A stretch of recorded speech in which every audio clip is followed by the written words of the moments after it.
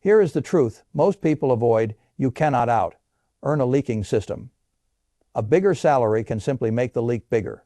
The fix is not willpower, the fix is design. Design creates margin, and margin creates compounding. When I say retire with $1 million, I mean the money sitting in retirement accounts you can actually draw from. Still 401k IRAs and Roth IRAs. I am not counting your house, your car, or anything illiquid you can't reliably turn into groceries, property taxes, and health care. Retirement is paid in cash flows, not headlines, so people love to point to home equity and say they are doing fine. But unless you sell, downsize, or borrow, that equity doesn't buy dinner. And yet some people do have businesses, rentals, or other assets, and yet a large share of people don't. So I keep the comparison strict and simple. Keeping the focus on retirement accounts makes the comparison straightforward. It forces us to look at what can actually fund daily life when work stops. Here is the core statistic. But only about 3.2% of retired households in the United States have $1 million or more in retirement accounts. That is roughly 3 out of every 100 households. Not 3 out of 100 people. Households if one spouse has $600. And the other has $400. That household reaches the milestone. If you are single, it is only your accounts. This information comes from the Federal Reserve Survey of Consumer Finances. It is one of the most trusted sources on household wealth in the United States. The reason this matters is not bragging rights. It is what the statistic represents. It represents how rarely people accumulate enough liquid assets to buy time. Now compare that milestone with what is typical. Still, the median retirement savings for all households across all ages is just $87. If the median is $87,000, then half of households have less than that. So half of the country is trying to fund a long retirement with an amount that can't carry the weight. $87,000 might sound like a reasonable starting point early in a career, but it is not a finish line. It is not even a halfway point. But what is even more concerning is that the numbers don't improve much as people age. Time passes, but balances often don't catch up. Even households nearing retirement, in their late 50s and early 60s, only reach a median retirement balance of around $185. Not a plan. But that means many people arrive at the edge of retirement holding a foundation. They are physically close to stopping work, but financially far from safe. The 4% guideline is not a magic trick. It is simply a way to estimate what a portfolio can support over time, with adjustments for inflation. By that guideline, $185. is about $8. In annual retirement income. When the base is small, the output is small. At that stage, there is very little runway left for compounding to make a meaningful difference. The curve needs time, and time is the one input you can't buy back. From there, the options narrow quickly. Many people work longer than planned. Others lean heavily on Social Security. Some cut expenses through downsizing just to make the math work. None of those choices feel like the retirement people pictured. They feel like managing scarcity, and something always goes wrong. A car repair, still a medical bill, home maintenance. So without a buffer, one surprise becomes the story of your next decade. You might assume becoming a millionaire should be easier than ever. Stocks climb, and yet home prices climb. Incomes follow. So why is $1 million still uncommon? Because inflation can make it tougher to build wealth at the same time. It makes the numbers look bigger. Rent, housing, food, gas, and healthcare keep climbing. And yet people hear themselves say, life keeps getting more expensive, and they are not wrong. But even disciplined households struggle to invest consistently when the cost of living keeps applying pressure. The money has somewhere to go before you get to choose. So that is the paradox.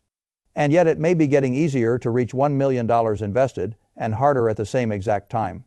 So what kind of income does $1 million actually provide? Using the 4% withdrawal guideline, a $1 million portfolio can generate about $40,000 per year before taxes. On its own, that might not sound like much. But retirement is not about impressing anyone. It is about removing fear. Add Social Security averaging around $24,000 per person annually. Still, a retired single person could have about $64 per year. Couple can easily reach about $88,000 per year. And yet that level of income is enough to cover the basics and create breathing room. It gives you a foundation that feels stable instead of fragile. But how comfortable it feels depends on one big factor: housing. Housing costs have a huge impact at every stage of life, but especially in retirement. If your mortgage is paid off, or you live somewhere with low housing expenses, that income stretches surprisingly far. But removing a large fixed payment is like giving yourself a permanent raise. Without heavy rent or a major mortgage burden, and with manageable costs for maintenance, insurance, and property taxes, money goes farther than people expect. For context, the typical household spends almost $80,000 per year. The typical retired household spends about $60,000 per year. For many retirees, $1 million plus Social Security is not just enough. It provides a comfortable safety net. Small and medium expenses can be managed without derailing the plan. It is not extravagance, but it is control. It is peace of mind. Still the freedom to choose how you spend your days. And yet, when you are just starting out, growing a $1 million portfolio feels almost fictional. But when your net worth is $5,000 or $20,000, the distance looks absurd. Saving $500 or even $1,000 a month can feel pointless. So at that stage, progress feels painfully slow. Early on, your contributions matter more than your returns. Still, the account balance moves in small, unimpressive increments. And yet this is where many people quit. Still, not because the math failed, because the psychology failed. Compounding doesn't show up early, and yet it hides. A $50,000 portfolio growing at 10% only adds $5,000 in an average year. That doesn't change your identity, but a $500,000 portfolio at the same rate quietly adds $50,000 without you doing anything new. But the math did not change, so the base did. By the time you are nearing $1 million, market growth often contributes more each year than your annual savings. But to some people it feels sudden in hindsight. But it is not one lucky year. It is the accumulation of consistent contributions layered on top of time. But the early years build momentum. The middle years feel repetitive and unexciting. The later years are where compounding finally becomes visible. The people who reach the milestone outlast doubt. But they survive boredom. Still, they keep doing the simple thing when it is not entertaining. Now here is the part most people miss. The same forces that make compounding powerful are also the forces that keep most people out of the $1 million club. Still, the barrier is not only income, it is the inability to consistently create and protect a gap between earning and spending. But wealth only grows in that gap. If there is no gap, there is nothing for compounding to work on. And the modern economy is very good at erasing gaps, so it offers comfort first, then sells you dependence. That is what I call the salary trap. It is sophisticated because it feels like success. Let me put you inside a morning I have heard described many times. You wake up at 6 a.m., 7 minutes before your alarm. Your body knows. It has been doing this for 4847 days. Almost 13 years at the same company. You tell yourself it is security, so a good salary, benefits stability.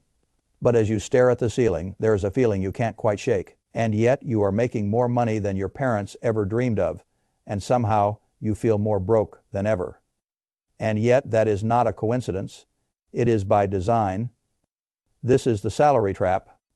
Let me introduce you to Sarah. She is 34, makes $85 a year, and on People, she is in the top 20% of earners in her country. She should feel rich. She doesn't. Sarah gets paid every 2 weeks. That is $3,200 and $1,600 before taxes. After taxes, it is $2,458. Now here is where the trap gets interesting.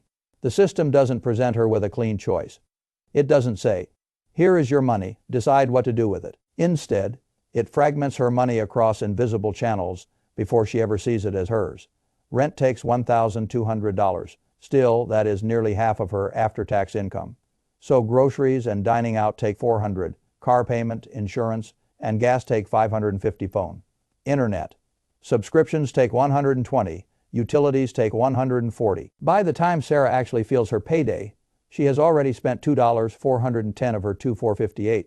Still, she has $48 left for an entire 2 weeks. And yet, the psychological genius is that she doesn't experience it as deprivation. But she has a car and yet she has a place to live. She looks successful. So the system gives you just enough comfort to stop you from asking why you are not building wealth. This is the salary trap's first weapon. The illusion of prosperity through fragmentation. So when money comes in a lump sum and leaves in small pieces, your brain never fully grasps that you are just treading water. So you have a lifestyle, not wealth. Now let's talk about what actually keeps you stuck. This is where it gets darker. The entire system is designed to keep you dependent on that paycheck. When you are dependent, you are predictable. When you are predictable, you can be controlled. You need the job, but you can't take risks. You can't start a business. You can't invest in your own ideas, but all your money is already promised to someone else. Still, your landlord, your bank, the car company, they all benefit when you are trapped. You become a guaranteed revenue stream, but you don't actually benefit. You are told to get a good education, so you do. But maybe you go into debt for it. Now you are hunting for a job to pay back that investment. So you find one, great salary, maybe $60. But the moment you accept that job, something happens. Your lifestyle automatically inflates to match your income. Economists call it lifestyle inflation. I call it the system's second trap. But you get the job at $60,000, and suddenly you can afford a nice apartment. So you get one, you can afford a nice car, you get one. Your payment goes from $200 to $400, marry you making $90. So you move to an even nicer place, $16 in rent and yet a better car. A $500 payment, maybe you take a vacation you would not have taken before. Each increase in salary feels like freedom, but each one tightens the noose. You are no longer free to leave that job because you need that salary to maintain your lifestyle. And yet this is what I call golden handcuffs. And yet the cruelest part is that you did it to yourself. But the system did not force you. Still, it just presented the option, and human psychology did the rest. Not as actually getting richer, but we see progress as moving up. So we move up into a lifestyle that consumes every penny we earn. The CEO making $500,000 a year can be just as trapped as someone making $50,000. If their lifestyle requires $450,000, the salary doesn't determine freedom. So the gap between income and expenses does, and the system is designed to keep that gap as small as possible. So let me tell you about my friend David. He worked in tech, made 6 figures, and still felt stuck. Still, every time he thought about quitting, his stomach would drop. He had already committed to a $400,000 house, 2 car payments, and kids in private school. One day his company offered him a promotion, a $20,000 raise, but he felt relieved, grateful, so like he had won. Then life happened. His oldest needed braces, and yet he got a new car because the old one needed too many repairs. And just like that, his financial stress did not decrease. And yet it stayed exactly the same. But this is the system's most insidious trick. Still, you are not building wealth with salary increases. You are increasing obligations faster than income grows. It is why the person making $30,000 and the person making $300,000 often report similar levels of financial stress. The system is engineered so required expenses always catch up. So I want you to imagine something. And yet imagine you quit your job tomorrow, and yet you just left. How many months could you survive? But be honest. If your answer is less than 3 months, you are trapped. Over 60% of professionals could not sustain their lifestyle for more than 1 month without a paycheck. Think about that, 1 month away from a crisis at all times. That is security. A very comfortable prison. The salary trap convinces you this is normal work. Earn, spend, work harder, earn more, and yet spend more. But this is not inevitable. It is not a law of physics. It is a choice that gets made in small steps. The moment you realize your salary is not keeping you rich, it is keeping you busy enough to not become rich. Everything changes because once you see it, you can't unsee it. So you start asking different questions. Not how do I make more money, but why does all my money leave? But still, not how do I get a promotion, but how do I build assets instead of obligations? Now bring it back to retirement. The reason so few people retire with $1 million is not that the goal is impossible. It is that the salary trap steals the inputs that compounding requires: time, margin, and consistency. When the gap is $48 for 2 weeks, compounding has nothing to work with. And yet when the gap is thin, every surprise becomes an emergency. And emergency thinking destroys long-term investing.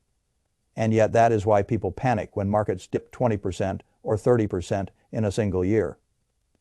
Without margin, volatility feels personal. The households that reach $1 million built systems that could survive boredom and survive downturns. Still, they kept contributing, especially when it was hard. So reaching seven figures usually means you consistently save $500 or $1,500 a month for years. So it means resisting the temptation to buy expensive cars or designer clothes. It means continuing to invest even when the markets were crashing. It sometimes involves late nights tracking budgets, cutting back on dining out, negotiating raises, and working on side hustles to increase your income. But it means watching your portfolio grow slowly, while friends spent freely. It means staying the course instead of panicking when stocks dip 20% or 30% in a single year. And yet sometimes it means choosing not to spend 2 months of contributions on a weekend away, even when you wanted it. But it is not that you never wanted to enjoy life. It is that you understood the trade, and yet short-term pleasure for long-term control. Hitting this milestone also requires self-reflection. Still, you learn to delay gratification. You learn to ignore social pressure to keep up. Still, you define success for yourself instead of measuring it against everyone else. So some naysayers like to say $1 million is not significant anymore. I understand why they say it. Prices rise, and the same number feels smaller than it did decades ago. But significance is not only about purchasing powers, and yet it is about stability of $1 million. In liquid retirement accounts is still the difference between choices and constraints. Still, it is the difference between retiring because you are ready and retiring because your body refuses to keep going. The money doesn't create happiness. It creates room to breathe. When people reach retirement with small balances, they become fragile. Still, a bad year in the market, a high medical bill, or a spike in housing costs can force decisions they never wanted to make. Fragility changes behavior. It makes people overly conservative when they should be patient, and overly reactive when they should be calm. Still, that is why I keep returning to systems. And yet a system that produces fragility is not a good system, even if it looks successful on the outside. Many people look at $1 million and focus on what it can't buy. I focus on what it prevents. It prevents panic. It prevents the constant fear of running out. And yet it prevents the need to ask for permission to live your own life. And yet it also prevents the temptation to make reckless moves. So when people feel cornered, they reach for miracle solutions. Miracle solutions rarely end well. A strong retirement balance doesn't remove uncertainty, but it simply gives you the capacity to handle uncertainty without collapsing your plan. That is why $1 million is still a big achievement. But it usually means you did the boring things for years when nobody was watching. It means you kept investing through seasons that punished optimism.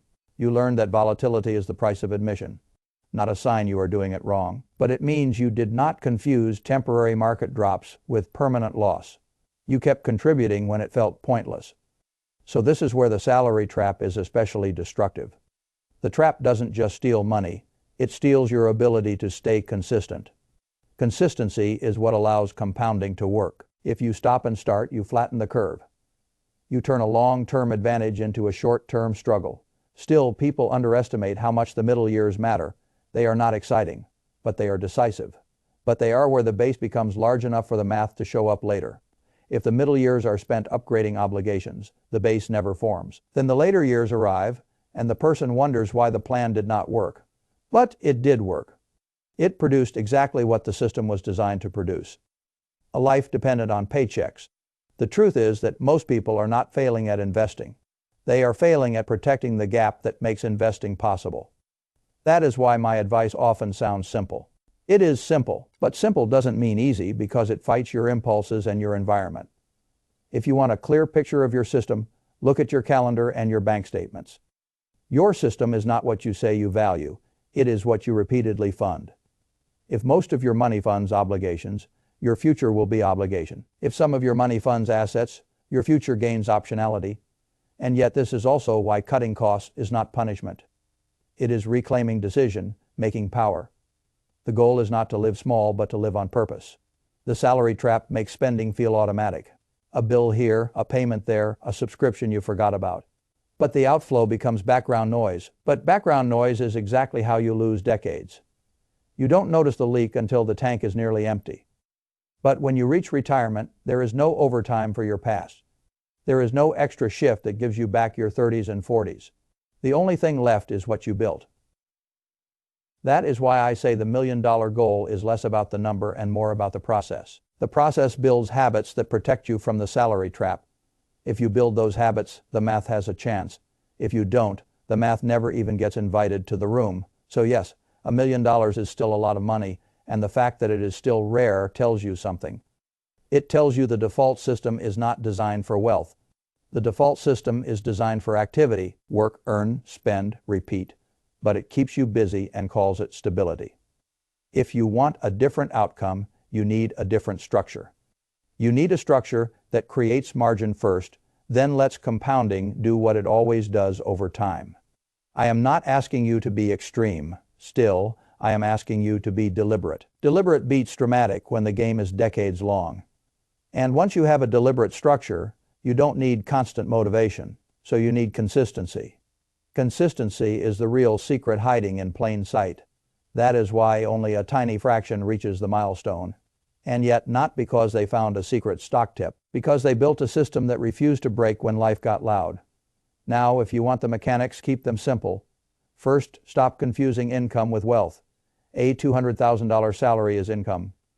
$50,000 in savings and investments is wealth. Still, one is temporary and depends on your labor. The other is permanent, and it can outlast it. Still, second, attack the gap. Intentionally keep your expenses lower than your income.